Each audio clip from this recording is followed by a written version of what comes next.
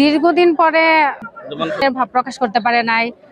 BNP তো এতদিন কেউ ওইভাবে ভোট কেন্দ্রে যেতে পারে নাই, ভোট দিতেই পারে নাই। এইবার সবাই খুব মুখর পরিবেশে ভোট দিতে পেরে সবাই খুব আনন্দিত।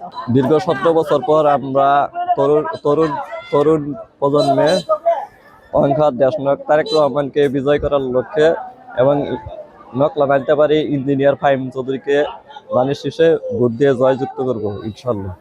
বছর ধরে কোনো ঠিক মতো ভোট দিতে পারি নাই।